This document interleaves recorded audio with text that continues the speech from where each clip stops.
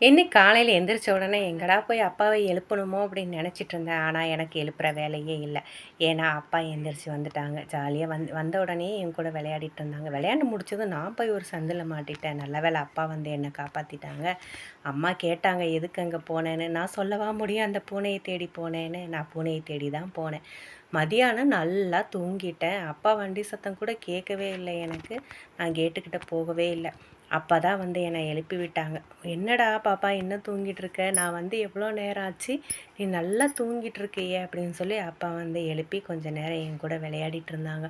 நானே யோசித்தேன், "என்னடா இன்னைக்கு இப்படி தூங்கியிருக்கோம்? அப்பா வண்டி சத்தம் எனக்கு கேட்கவே இல்லையே!" அப்படின்னு யோசிச்சுட்டு இருக்கும் பொழுதே அம்மா ஐஸ்கிரீம் வேணுமான்னு கேட்டாங்க.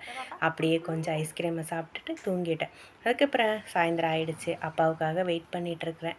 அப்பா வந்ததுக்கப்புறம் அவர் கூட கொஞ்சம் நேரம் விளையாடிட்டு சாப்பிட்டுட்டு நான் தூங்க போகிறேன். Good night friends.